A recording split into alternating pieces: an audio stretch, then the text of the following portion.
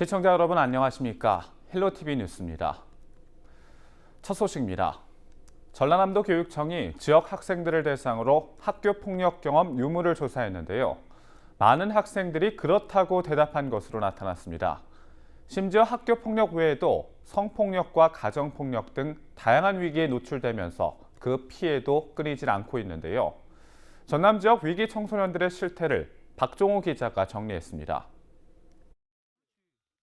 최근 전남의 한 고등학교 기숙사에서 동급생을 대상으로 가혹행위를 한 학생 3명이 퇴학당하는 사건이 발생했습니다.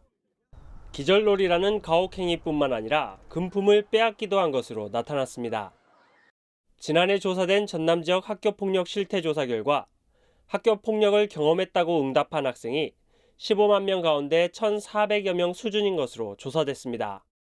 학교폭력 유형별로 언어폭력이 34%로 가장 많았고 집단 따돌림과 스토킹, 신체폭행과 사이버폭력 순으로 집계됐습니다.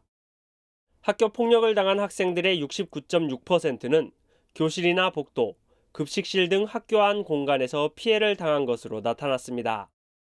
학교폭력뿐만 아니라 성폭력 범죄 증가율도 2배 이상 늘어나고 있습니다. 지난 2015년부터 2017년까지 전남에서 발생한 성폭력 범죄 건수는 201건으로 2015년 64건에서 16년 44건으로 줄었지만 17년 93건으로 2배 이상 늘었습니다.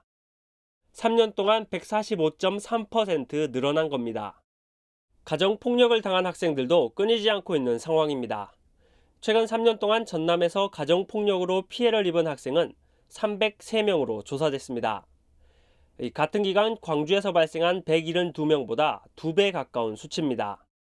지난 2015년 89명에서 122명까지 늘었다가 2017년 92명으로 줄었지만 상대적으로 광주보다 높은 현상을 유지했습니다. 고등학교 학업 중단자는 지난 2014년 1000여 명에서 2015년 800여 명으로 줄었지만 이후 꾸준히 증가하고 있는 추세입니다.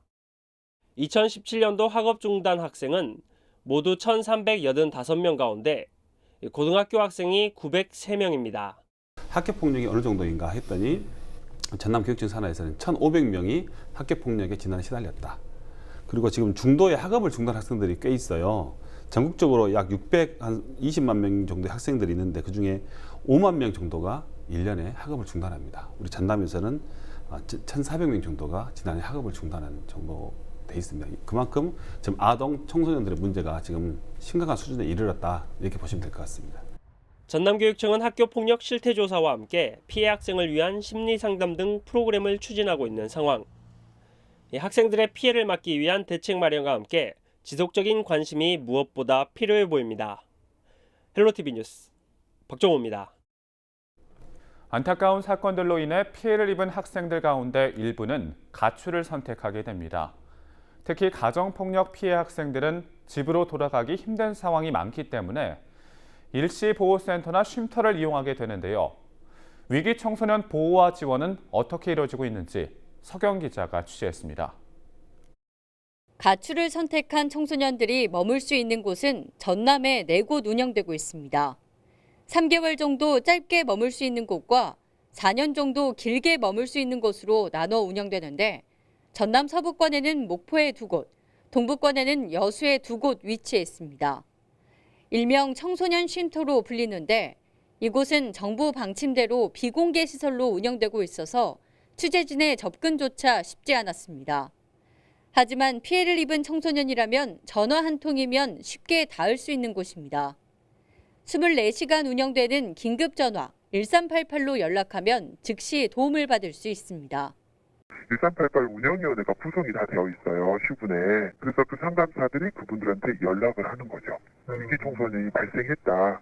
빨리 가서 그 친구를 구제를 하죠. 구제를 하고 상담에 들어가서 무엇이 부족한 건지 저희가 다 1대1 이제 상담사를 통해서 지원이 되는 곳 있습니다. 1388로 피해 신고가 접수되면 상담사는 24시간 즉시 피해 청소년을 만납니다. 몸에 상해 피해가 있는 상태라면 경찰도 동행하게 됩니다. 상담사는 청소년과 심층 상담을 거치고 맞춤형 지원을 수행합니다. 집이 아니라 외부에서 거주하기 원한다면 쉼터로 옮겨지고 학업에 필요한 비용도 함께 지원됩니다. 학교 폭력이나 가정 폭력 등 피해 사례도 제각각이기 때문에 맞춤형 지원 사업도 다양하게 운영되고 있습니다. 법적인 테두리에서 보호할 수 없는 거 있지 않습니까?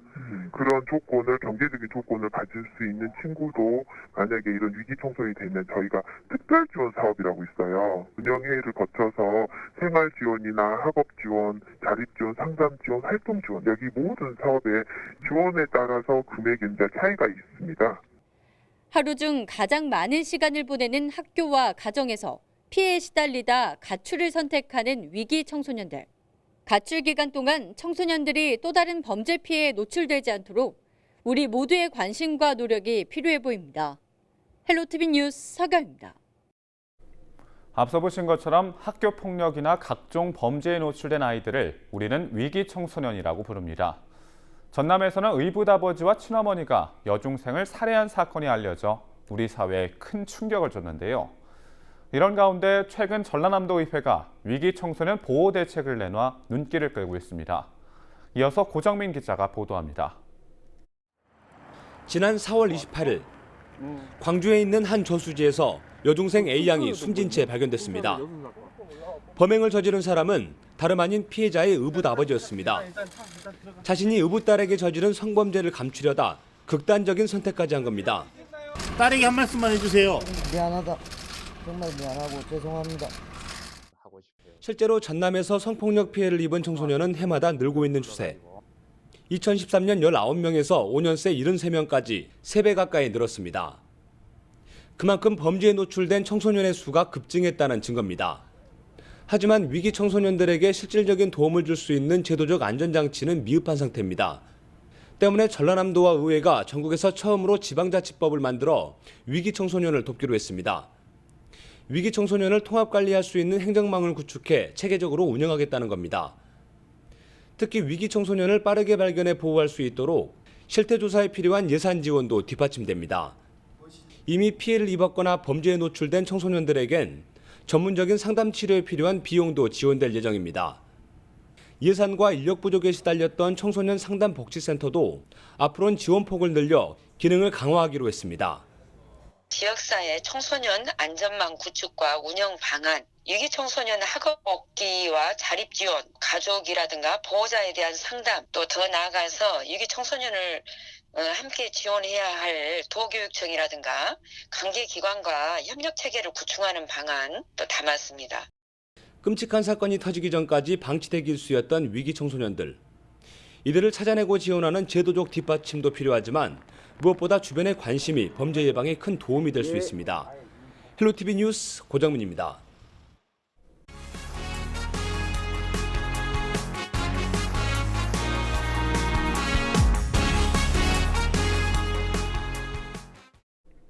자격 논란을 빚었던 순천시 자원봉사센터장이 결국 자진 사퇴했습니다. 하지만 시민단체는 최종 책임자인 순천시장이 공개 사과하지 않으면 고발하겠다고 밝혔습니다. 성정환 기자입니다. 순천 지역 시민단체가 허석 시장의 사과를 거듭 촉구했습니다. 자격이 안 되는 사람을 순천시 자원봉사센터장으로 선임했다는 이유에서입니다. 지난 5월 감사원은 센터장의 자원봉사 경력이 기준과 다르다며 순천시에 채용 취소 방안을 마련하라고 주문했습니다. 이런 가운데 센터장이 17일 자진 사퇴했습니다. 자신의 문제가 갈등 양상으로 번져 시민 화합을 저해해 송구스럽다며 자격 논란이 시장 발목을 잡는 구실이 돼서는 안 된다고 밝혔습니다. 시민단체는 순천시장의 입장 표명을 촉구했습니다.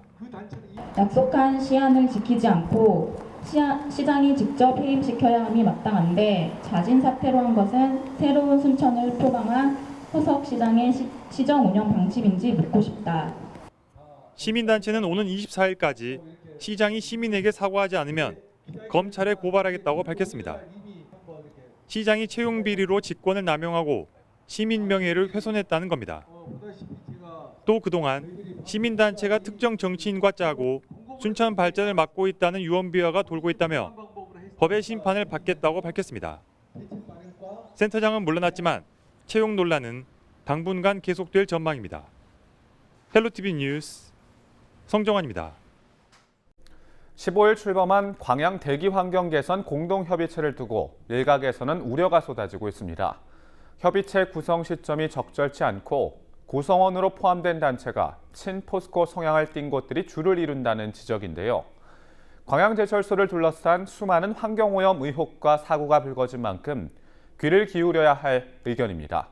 자세한 내용 서경 기자가 취재했습니다.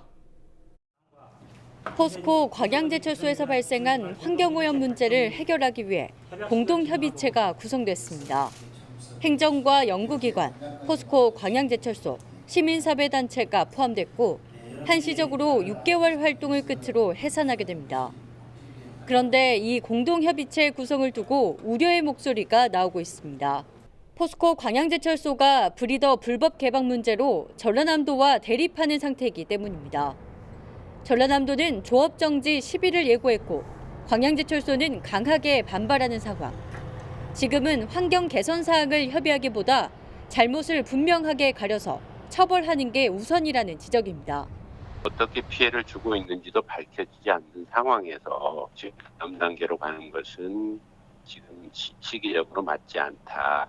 그래서 그 부분부터 우리가 관심 있게 지켜보고 제대로 된 판단을 촉구하는 측면에서 그쪽에 우리는 더 집중해야 된다.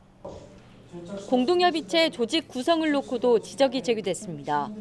그동안 포스코 광양제철소에서 발생한 환경 문제에 대해 가장 적극적으로 대응했던 단체들은 공동협의체 구성에서 제외된 상태이기 때문입니다.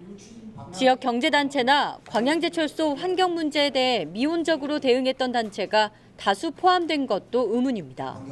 시민 공동대응은 문제를 제기하는 단체가 빠진 상태에서 실질적인 환경 개선 요구가 이어질 수 있을지 걱정이라고 말합니다. 사실상 이 단체를 구성한다고 하는 것은 공동협의체를 통해서 개선하려고 하는 계획들이 형식상일 것이다라고 보여지는 것밖에 되지 않는다고 생각합니다. BET 슬러지 불법 처리나 수제 슬래그 불법 반출 의혹 등 광양제철소 내부의 다양한 불법 행위를 폭로했던 공익 제보자도 같은 의견입니다. 3,500억. 특히나 이 협의체 안에 포함된 연구단체는 포스코의 자회사격으로 운영되는 곳이라며 과연 협의체 구성원이 환경 개선 의지를 가지고 있는지 되물었습니다. 그러니까 포스코가 문제 생기면 광양시 망한다. 다 이런 사람들이 지금 이 거버넌스 형태로 해서 협의체 만들어서 6개월 동안 운영한다 그래서 뭐가 달라지겠는가. 이게 뭐 우려스럽네요, 이런 게. 수많은 환경 오염 의혹과 사고 이후 어렵게 탄생된 광양 대기 환경 개선 공동협의체. 광양제철소의 면죄부격으로 운영되는 게 아니냐는 우려가 쏟아지면서 공동협의체의 활동 의지와 성과에 이목이 집중되고 있습니다. 헬로티비 뉴스 서경입니다. CJ 헬로는 지난 4월 목포 해상 케이블카의 개통일이 10월로 연기됐다는 소식을 전해드렸는데요. 와이어의 치명적인 결함 때문에 중단됐던 해상 케이블카의 마무리 공사가 석 달 만에 재개됐습니다. 고정민 기자가 취재했습니다. 목포 해상 케이블카의 반환점인 고화도 승강장입니다. 드럼에 감겨있던 와이어를 기둥에 걸어 팽팽하게 당기는 텐션 작업이 한창입니다. 앞서 결함이 있던 와이어를 모두 걷어내고 스위스에서 새로 제작한 와이어를 설치하고 있는 겁니다. 와이어가 설치되고 있는 곳은 고화도와 유달산을 잇는 해상 구간. 조만간 와이어의 끝을 매듭짓는 스플라이싱 작업이 끝나면 북한과 유달산을 잇는 육상 구간 설치 작업이 진행될 예정입니다. 시공사 측은 이달 안에 와이어 설치 작업이 모두 끝날 것으로 내다봤습니다. 로프 포스를 스위스하고 토마사에서 직접 포스를 하고 있거든요. 그러니까 걔들이 이제 매일 체크를 하면서 포스를 하니까 아주 퍼펙트하죠. 해상 구간이 완료되면은 이제 저쪽에 북한에서 다시 시작을 할 거고요. 전체 작업은 저희들이 7월 중에는 다 완료가 될 것 같아요. 이 스위스에서 와이어가 제작되는 동안 해상 케이블카의 부대 시설도 모두 들어섰습니다. 북한과 고화도 승강장은 주차장 조성까지 마쳤고 유달산 승강장 주변도 나무를 새로 심어 원상복구를 마무리한 상태입니다. 현재 목포 해상 케이블카의 공정률은 98%. 새로 제작한 와이어 설치 공정만 남겨둔 상태입니다. 목포시는 오는 9월까지 시운전을 거쳐 안전이 담보되면 준공 승인을 내주겠다는 입장입니다. 현재까지는 10월 개통은 무난할 것으로 예상을 하고 있습니다. 불편 사항들에 대해서 개선점들이 좀 있었습니다. 그런 부분들은 보완을 해가지고 준공에는 문제가 없도록 조치를 취할 계획으로 있습니다. 개통 시기에 거듭 차질이 생기면서 시민들에게 실망을 안겨준 목포 해상 케이블카. 오는 10월 개통을 앞두고 막바지 공정이 한창인 가운데 이번엔 시민들과 약속한 개통 시기를 제대로 지켜낼 수 있을지 관심이 쏠리고 있습니다. 헬로티비 뉴스 고정민입니다.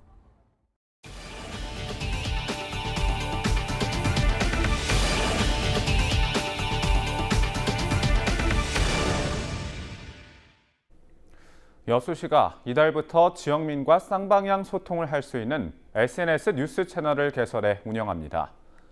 여수시는 SNS 여수 뉴스 서비스를 통해 시민에게 재난 정보와 축제, 행사 정보, 시정 소식을 알릴 계획이라고 밝혔습니다. 또한 생활 불편 신고나 행정 문의도 여수 뉴스 채널을 통해 접수받습니다. 여수시 SNS 뉴스 서비스를 받고 싶은 시민은 카카오톡에서 여수시를 검색하고 친구 추가하면 매주 금요일 다양한 여수 소식을 받아볼 수 있습니다. 해남군이 보건복지부가 주관하는 2019년 구강보건사업 세부 시행계획 평가에서 우수지자체로 선정됐습니다. 해남군은 지역적 특성을 반영해 영유아와 아동, 청소년 구강위생관리를 비롯해 경로당과 장애복지시설 대상 이동 구강보건실 운영, 생애주기별, 생활터별 찾아가는 구강질환 예방사업을 펼쳐 좋은 평가를 받았습니다. 군은 구강건강 예방활동 등 다양한 구강보건의 의료 서비스를 추진할 계획입니다. 여름 휴가철을 맞아 고흥우주발사 전망대 운영 시간이 연장됩니다. 오는 22일부터 다음 달 18일까지 오전 9시부터 저녁 7시까지 휴관 없이 운영돼 전망대와 회전식 카페 등을 이용할 수 있습니다. VR 체험관에는 콘텐츠 30여 편이 마련돼 다양한 경험을 할 수 있고 일몰 뒤에는 전망대 조명을 켜 다채로운 볼거리가 제공됩니다. 장흥군이 오는 22일부터 한 달간 여름방학 문화 프로그램을 운영합니다. 정남진 도서관에서 직접 운영하며 역사 바로 알기와 꽃 그림책을 보며 진행하는 책놀이 등이 함께 진행될 예정입니다. 마지막 주 수요일 저녁에는 문화가 있는 날로 지정해 가족들이 함께 볼 수 있는 영화도 상영할 계획입니다. 목포시가 오는 9월 지역 상품권 출시를 앞두고 본격적인 가맹점 모집에 나섰습니다. 올해 목포사랑 상품권의 발행 규모는 모두 100억 원으로 5,000원권과 만원, 5만 원권 3개로 나눠 발행됩니다. 개인별로 매달 70만 원, 1년에 400만 원까지 구매할 수 있으며 전통시장이나 음식점, 주유소 등 다양한 업종에서 사용할 수 있습니다. 경찰이 여름 휴가철을 맞아 빈집털이나 피서지 강력 범죄가 증가할 것으로 보고 다음 달 말까지 단속을 강화하기로 했습니다. 전남경찰이 최근 3년 동안 집계한 4대 범죄 발생 현황을 보면 월 평균 강력 범죄가 피서철인 7, 8월에 9.2% 증가한 것으로 나타났습니다. 특히 여성을 상대로 한 범죄나 데이트 폭력 신고도 10.7% 늘어난 것으로 조사됐습니다. 경찰은 범죄 현황을 면밀히 분석해 범죄에 취약한 시간대를 중심으로 맞춤형 형사활동을 펼치기로 했습니다. 전라남도가 다양한 분야의 재능이 있는 학생들을 발굴해 전남 대표 스타로 육성하는 2019년 전남스타 백인 육성 사업을 추진합니다. 지원 대상은 초등학교 6학년부터 고등학교 3학년까지며 미래 리더와 예술, 체육 분야입니다. 전라남도는 서류 심사와 면접 시험을 통해 최종 선정할 계획입니다. 전남 지역 교사 5명 가운데 1명이 학교에 갑질 사례가 남아있다고 밝혔습니다. 전교조 전남지부는 지역 유치원과 초등학교, 중고등학교 교사들을 대상으로 학교 관리자 갑질 실태에 대한 조사 결과 응답자 411명 가운데 91명이 학교에 관리자 갑질 사례가 있다고 응답한 것으로 나타났습니다. 갑질 사례 가운데 독단적 결정과 집행이 41%로 가장 높게 나타났고 부당 업무 지시 21%, 모욕적 언행 11%, 인격 비하 8% 등으로 조사됐습니다. 전교조 전남지부는 교육 현장의 갑질 문화가 근절될 수 있도록 강력한 조치가 필요하다고 강조했습니다. 여수시가 이달부터 스마트폰을 활용한 상하수도 요금 납부를 시행하고 있습니다. 스마트폰으로 상하수도 요금을 납부하면 부과 내역과 사용량, 체납 현황 등을 간편하게 확인할 수 있습니다. 이용 방법은 여수시 상하수도 요금 사이버 창구에 접속해 결제를 진행하면 됩니다. 순천시가 대한민국 한평정원 페스티벌 출품작을 모집합니다. 모두가 행복한 정원을 주제로 열리는 이번 행사는 작가부와 일반부, 학생부로 나눠 다음 달 30일까지 출품작을 접수합니다. 접수된 디자인은 심사를 거쳐 모두 51개 작품이 선정되며 작가부는 1,800만 원, 일반부 200만 원, 학생부 300만 원이 지급됩니다. 참가자들은 직접 정원을 조성해 축제 기간인 9월 25일부터 한 달 동안 국가정원에 전시합니다. 우리 지역의 이슈 콕 짚어봅니다. 헬로 이슈 토크. 지역의 현안을 시시각각 다뤄보는 헬로 이슈 토크 시간입니다. 학교에서 학교 밖에서 위기에 처한 청소년들의 안타까운 현실은 쉽게 접할 수 있습니다. 미성년자인 청소년을 보호하고 지원하며 학업 복귀, 자립 지원 등 다양한 노력을 기울이고 있지만 쉽지만은 않은데요. 전라남도 청소년들이 당면한 어려움과 실질적으로 도움이 되는 것은 어떤 것들이 있는지 이와 관련된 이야기 지금 시작하겠습니다.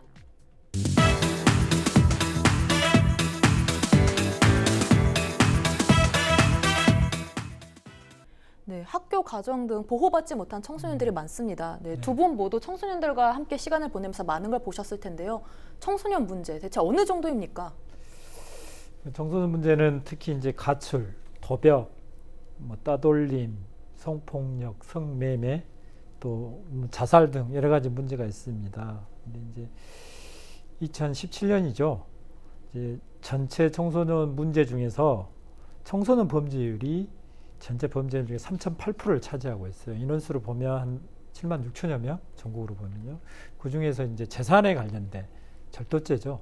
절도에 대한 부분이 가장 많습니다. 그래서 이제 이 절도 부분이 지속적으로 이제 계속 늘고 있는데 생계형 소년 범죄라고 그럽니다. 그래서 이 청소년 문제는 청소년 개인으로 보면 되는 것이 아니라 가정과 학교와 또 지역사회가 전체적인 문제로 보면 되겠습니다.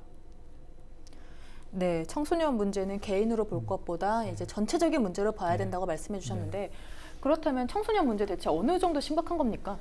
예, 지금 청소년뿐만 아니라 아동기부터 우리 많은 아동 청소년들이 사회나 가정으로부터 많은 학대, 폭행, 사망에 이르기까지 피해를 당하고 있어요. 제가 따져봤더니 한국 형사정책연구원이 발표한 형사정책연구라는 자료에 따르면 거의 2016년에 약 아동 변사체가 341건이 발견이 되는데 그 중에서 학대로 인한 사망이 최소 84명에서 최대 148명에 이른다고 합니다. 그런데 이런 결과 보고치는 우리 매년 중앙아동보호전문기관에서 발표한 수치가 올해가 36명에 그쳤어요. 그러니까 차이가 많이 나죠. 그러니까 아마 이 한국 형사정책연구원이 발표한 자료가 맞을 것 같아요. 부검까지 했기 때문에. 그러니까 100명 이상의 아이들이 학대로 사망에 이르고, 다음 지난해 우리 전남교육청에서 전수조사를 했습니다. 15만 명의 학생들 대상으로 학교폭력이 어느 정도인가 했더니 전남교육청 산하에서는 1,500명이 학교폭력에 지난해 시달렸다. 그리고 지금 중도의 학업을 중단한 학생들이 꽤 있어요. 전국적으로 약 620만 명 정도의 학생들이 있는데 그중에 5만 명 정도가 1년에 학업을 중단합니다. 우리 전남에서는 1,400명 정도가 지난해 학업을 중단한 정도 돼 있습니다. 그만큼 지금 아동 청소년들의 문제가 지금 심각한 수준에 이르렀다, 이렇게 보시면 될 것 같습니다. 네, 아동 청소년 문제가 지금 심각한 수준에 이르렀다 말씀해 주셨는데, 그렇다면 이렇게 위기에 처한 청소년들을 위한 사회 안전망 구축이 조금 미흡하다 이런 얘기가 나오고 있는데 어떻게 보십니까? 그렇죠. 2달 전인가요? 우리 지역에서 의붓딸, 계부에서 의붓딸 여중생 1학년이 지금 사망한 사건이 발생돼서 전국적인 그 충격을 주지 않았습니까? 한 애인데 그 사건을 들여다봤을 때 정말 우리 아이들이 학교나 가정에서 안전한가에 대한 문제점을 한번 점검을 해봤습니다. 특히 이제 우리 지자체라든지 또 우리 학교 당국에서 많은 예산을 투입해서 어떤 피해 위기인 학생들의 관리를 한다고 했지만 과연 그대로 제대로 작동하고 있을까? 그 여중생 같은 경우도 실은 지자체 또 아동보호 전문기관에서 보호를 받고 있던 학생이었어요. 또 단순히 그 사건이 발생된 게 아니라 초등학교 4학년 때부터 가정폭력 또 보호기관에 다시 또 광주로 이사 갔다가 다시 목포로 돌아와 전화가 왔고 또 중학교에 입학하자마자 바로 사건이 발생됐거든요. 그런데 초등학교 때 그런 어려운 일을 겪었음에도 불구하고 그러한 아이에 대한 이력이 중학교에 전달되지 않았던 것입니다. 또 아동보호 전문기관에서는 그 아이를 관리를 했지만 학교에서는 전혀 그 사실을 모르고 있었던 거죠. 그러니까 뭔가 이렇게 각 보호기관마다 서로 벽이 높게 쳐 있다. 이 벽을 허물어야 이 아이가 자라면서 이동했을 때 그런 정보까지 같이 이동이 되고 또 보호의 연속성이 있는데 그런 사회 안전망이 이런 벽에 의해서 물론 그 기관에서는 개인정보보호법 때문에 어쩔 수 없다 이렇게 말을 하지만 과연 개인정보보호법이 먼저인가 아니면 아이의 생명이나 안전이 먼저인가를 생각해 본다면 이번 기회에 어떤 우리 아이들의 안전망에 대해서 다시 한번 점검해 볼 필요가 있겠다 이런 생각을 합니다. 네, 각 보호기관이 이렇게 유기적으로 연결이 안 됐기 때문에 이번 일이 발생했다고 말씀해 주셨는데요. 그렇다면은 이런 사회 안전망 구축에 미흡한 거 아니라는 이야기에 대해서 어떻게 생각하십니까? 저도 이제 동의를 해요. 저도 이제 청소년 기관에 있기 때문에 청소년 기관이 있고 가정, 학교, 지역사회에 하는 그런 네트워크 통합 네트워크 구조가 있죠. 그래서 학교는 인적 또는 이제 공간을 제공하고 가정은 지지와 성원을 해주고 지역 자치단체는 이제 인프라를 제공하는 그런 시스템인데 이제 청소년 단체가 이렇게 푸시를 하지만 또 이 세 가지 지역사회가 이제 받지를 않는 경우가 있고 지역사회가 푸시를 하는데 청소년 단체가 하지 않는 경우도 있어요. 그래서 이제 아까 이혁기 의원님께서 말씀하셨지만 이제 지역사회 청소년 통합 지원 체계가 있어요. CYSNS라는 이 구축은 아주 잘 돼 있어요. 잘 돼 있는데 이게 이제 상설적이고 지속적으로 관리가 잘 돼 있나 여기에 대한 부분은 살펴봐야 됩니다. 그래서 이제 살펴보면 각 분야별로는 뭐 상담이라든지 1388 운영이라든지 긴급 구조라든지 일시보호라든지 이 분야별로는 잘 돼 있어요. 그러나 이 부분을 통합적으로 잘 관리가 되느냐의 부분들은 좀 살펴봐야 된다는 생각이 듭니다. 네, 그렇다면 이렇게 청소년들이 위기에 처하는 가장 큰 요인은 뭡니까? 저희 이제 그 가정으로 생각을 하고요. 가정 중에서도 이제 가정 폭력이 있지 않을까 싶습니다. 이제 그 자녀에게 폭력이나 또 폭력적인 언행을 사용해서 이제 폭력성을 기르게 되죠. 또 한 가지는 이제 방치하는 경우가 있습니다. 가정에서. 그러면 이제 무관심한 부모에게 전혀 관심을 받지 못하기 때문에 관심을 받기 위해서 다른 학생들이 이제 폭력을 행사하는 경우가 있죠. 그게 이제 나아가면 학교에서 이제 폭행이죠. 왕따를 시키거나 폭행을 하거나 그런 부분도 있고 이제 이게 지속되게 되면 이제 가출 형태로 발생을 하는 것 같아요. 가출이 요즘은 이제 이혼이나 그런 결손으로 인해서 주로 이제 아이들이 스트레스를 많이 받죠. 또 한 가지는 이제 학교에서 이제 성적이간 적응을 못해서 스트레스를 받아요. 그래서 이제 특히 이제 성적이라든지 선생님하고 관계라든지 형성이 실패하게 되면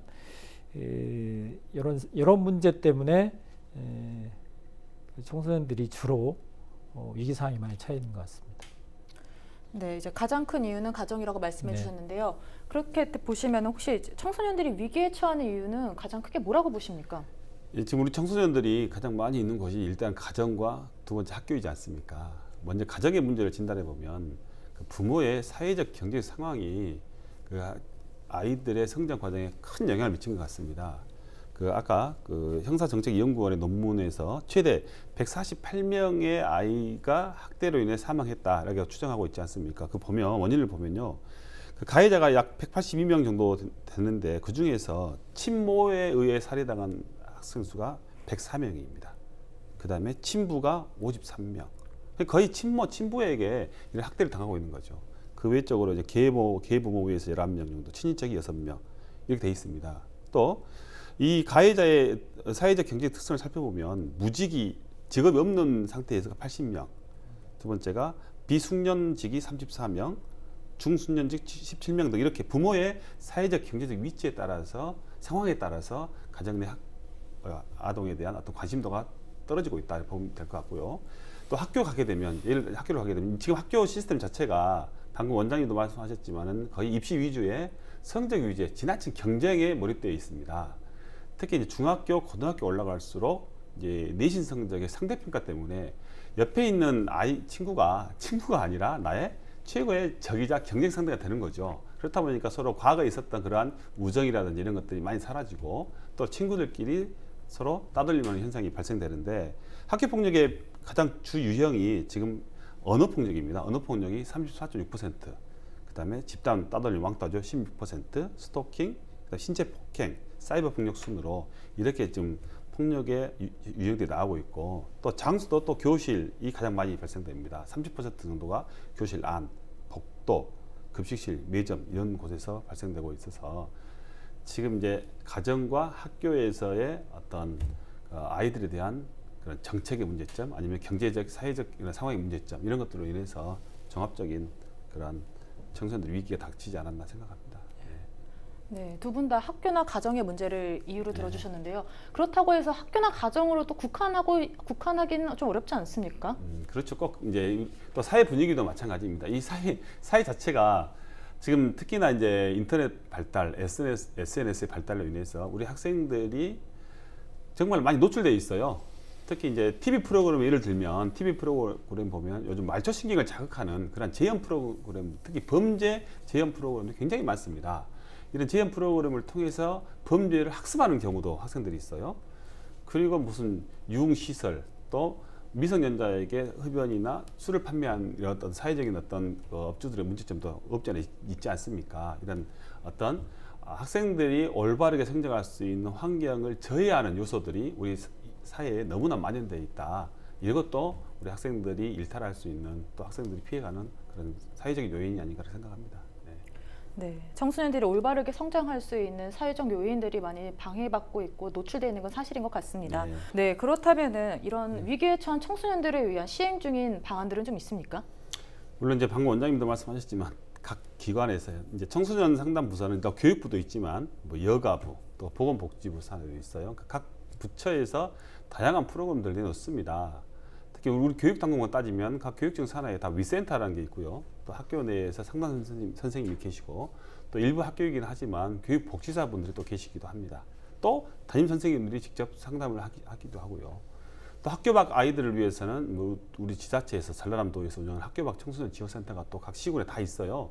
이런 센터에서 학교 밖에 있는 아이들이 다시 학교로 돌아오거나 아니면 취업 전선에 뛰어들 수 있도록 그 준비 과정에 약간 도움을 주고 또 검정고시를 준비하는 학생들에 대한 도움을 주기도 합니다만 지금까지 각 단체에서 민간기관에서 해왔지만은 이런 청소년 문제는 줄어든 게 아니라 갈수록 이게 증가하고 있는 실태지 않습니까? 그러니까 이게는 뭔가 그동안 해왔던 이러한 학교, 지자체, 민간기관에서 해왔던 어떤 것들이 제대로 작동되지 않고 무슨 문제가 분명히 있는 겁니다. 이런 문제점들을 이제 진단해서 새로운 방향으로 문제점이 있다면 보완하고 나아가야 되지 않을까. 지금 그런 시기가 온 것 같습니다.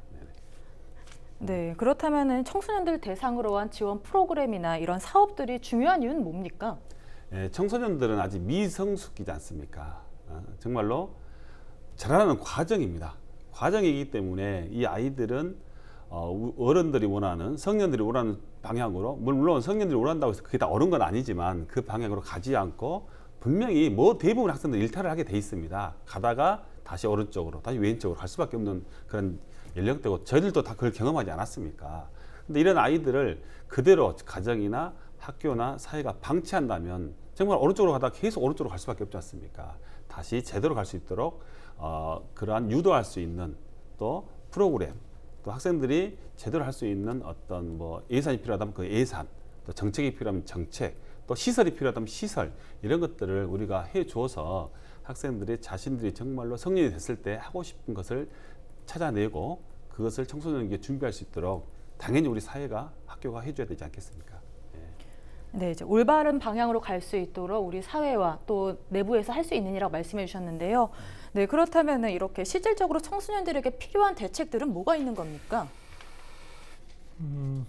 일단 이제 아까 그 사업에 대한 중요성에 대해서 먼저 말씀드리고요. 중요한 것은 이제 2018년부터 22년까지 청소년 6차 청소년 기본 계획이 있습니다. 5년마다 시행을 하거든요. 그에 대한 비전이 현재를 즐기는 청소년, 미래를 여는 청소년, 청소년을 존중하는 사회라고 정해져 있습니다. 그래서 그 핵심 사업이 PBL 해서 자기 주도형 그 봉사활동 그런 활동이 있습니다. 이걸 중점적으로 하는데 주로 이제 이 핵심은 청소년들이 행복해졌으면 좋겠다라는 게 핵심 키워드예요. 그 다음에 학교 밖 청소년들이 자립했으면 좋겠다. 마지막으로는 알바, 노동에 대해서 부당 처우를 받지 않았으면 좋겠다. 이런 형태로 이제 그 정책들이 바뀌는데 제 생각에 이제 위기 청소년들이 위기 청소년을 가기 전에 예방 차원으로 청소년 위기 청소년도 진행을 했으면 좋을 것 같고요. 청소년을 바라보는 관점은 보호 대상이 아니라 저는 이 현재 미래의 사회 주인공도 아니고 현재 우리와 같이 살아가는 현재의 주인공이다. 그런 관점으로 좀 바뀌었으면 좋겠습니다. 그래서 이 청소년들이 지역사회의 일원으로서 또 서비스 대상 이전에 우리와 삶을 현재 같이 공유하고 있다. 이러한 참여하는 시민으로서 관점을 좀 이 기성세대들이 좀 바꿔서 나아갔으면 좋겠다. 그런 생각을 합니다. 그리고 이제 아까 말씀하신 뭐 실질적인 대책들에 대해서 말씀하셨는데 이제 제가 보는 관점에서는 일단 청소년들이 이제 그 위기 청소년들은 이제 공부를 잘하는 부분이 좀 약해요. 그렇기 때문에 이제 진로를 찾아갈 수 있는 진학보다는 진로를 찾아갈 수 있는 뭐 진로 뭐 지원센터라든지 아니면 청소년들이 이제 유휴 시설이 있어요. 유휴 시설 이용한 카페라든지 이용을 한다든지 아니면 가장 중요한 청소년 참여예산제에 청소년이 직접 참여한다든지 목포시에도 지금 한참 토론을 하고 있지만 아동 청소년 친화도시를 위한 조성을 한다든지 그런 부분이 필요한 것 같고요. 일단 중요한 것은 그 관점의 차이인 것 같아요. 대책이 필요하나 그 관점들을 좀 바뀌면 대책들도 스스로 나오지 않을까 그런 생각도 해봅니다. 네, 청소년을 지역사회 일환으로 보는 관점으로 바꿔야 된다고 말씀해 주셨는데요. 네, 이제 마지막 질문으로 들어가 보겠습니다. 네, 청소년들을 보호하기 위한 실질적인 방안들은 어떤 것들이 있습니까?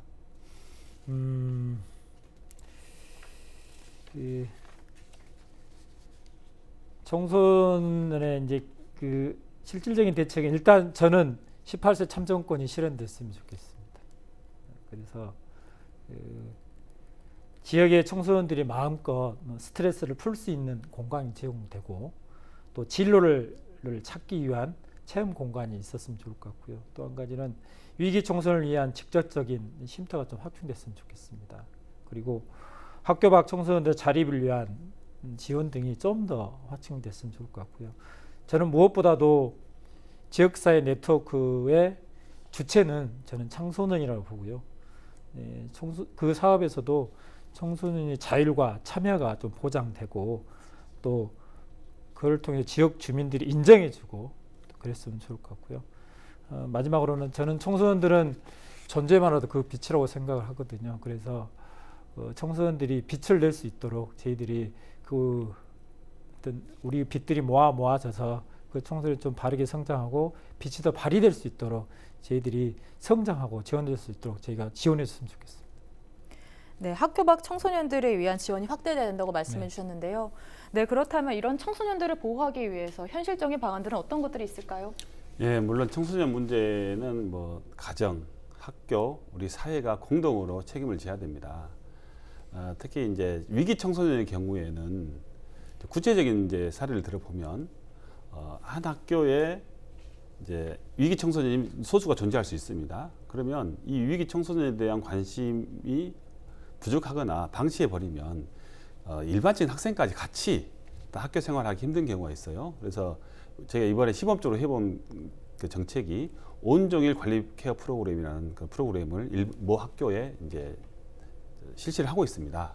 시범적으로 하고 있는데, 그러니까 위기 관리인 학생들을 집중적으로 전문가가 상주해서 관리하고 이 아이들이 다시 우리 일반 학생들과 어울릴 수 있는 그런 어떤 길을 만들어주는 그런 프로그램이고요. 또 저희 전남 도의회와 도교육청 같은 경우는 제도적으로 위기 청소년 지원 조례를 이번에 또 제정해서 발의했고 또 교육청에서도 학교 밖 청소년들을 위한 지원 조례를 법적 근거를 만들었어요. 이렇게 단순히 우리가 구호로 청소년은 우리 미래다. 청소년은 우리 현재 보배다. 청소년이 잘 돼야 우리 사회가 발전한다. 이게 아니라 정말로 이 정치권이나 어떤 사회에서는 제도적으로 우리 아이들이 올바르게 할 수 있는 장치를 마련해줘야 된다. 그리고 아무리 좋은 제도도 예산이 뒷받침되지 않으면 그건 학구에 불과합니다. 이런 것들을 우리 도의회 아니면 지자체에서 더 많은 어떤 그런 투여를 해야 된다. 그리고 앞으로 그렇게 할 계획입니다.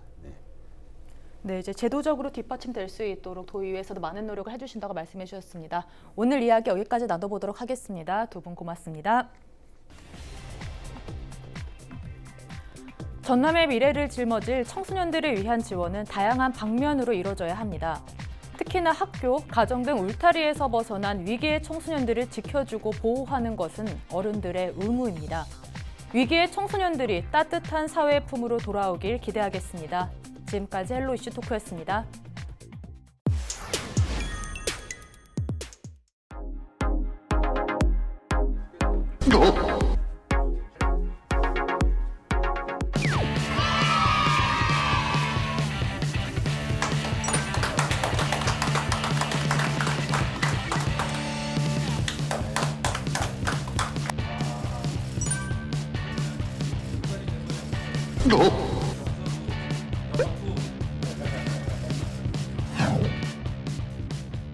대한민국의 역사를 써서 굉장히 영광스러운 대회였고요. 또 제가 축구를 하면서 또 제가 한층 발전할 수 있었던 대회가 아니었나.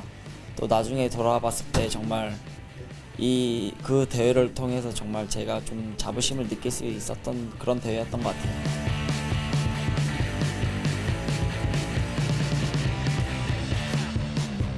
저희가 일단 가장 좋았던 때는 당연히 한일전 때 저희가 이겼을 때가 가장 좋았던 것 같아요.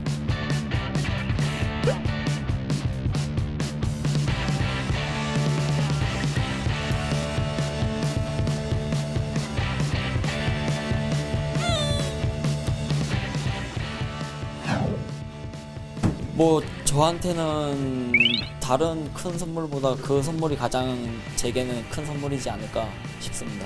당연히 전 국민들과 모든 분들께서 저한테 이렇게 응원을 해주시고 많이 칭찬도 해주시고 그런 많이 격려도 받고 그랬지만 그래도 제가 2년간 함께 했고 제가 존경하는 분이시기도 하고 또 제가 가장 최측근으로서 그 팀의 주장을 맡고 있기 때문에 그렇게 감독님께서 저를 인정해 주시고 그렇게 인터뷰를 해주신 거에 대해서 너무 감사하게 생각을 하고 있습니다.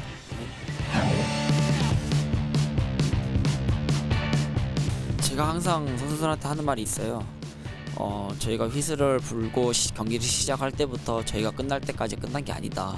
항상 저희는 그냥 후회 없이 정말 경기장 안에서 모든 것만 쏟아부으면은 경기의 승패에 따라 상관없이 우리는 정말 박수 받을 수 있는 선수들이고 또 절대 포기해서 안 되고 여기서부터 우리가 더 이겨내고 올라가면 더 높은 곳에 올라갈 수 있다고 그렇게 말을 많이 해줬던 것 같아요.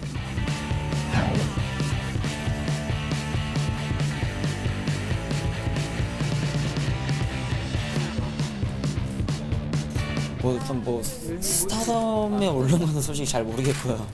좀 아직까지 좀 많이 얼떨떨한데 너무 정말 좀 진짜 좀 너무 감사하게 생각을 하고 있는 것 같아요. 너무 감사합니다.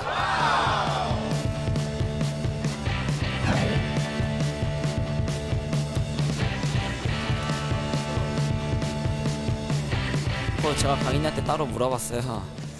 너 왜 형은 비정상인 만들었냐고. 그래서 형은 제 위로라고 말했는지 모르겠는데 그냥 저한테 세 번째라고 하더라고요.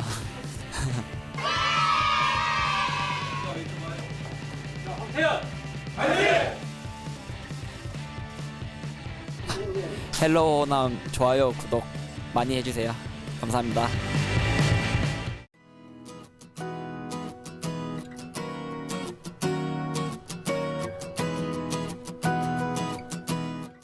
이상으로 헬로티비 뉴스를 마칩니다. 저희는 언제나 지역 주민 여러분 곁에 있겠습니다. 고맙습니다.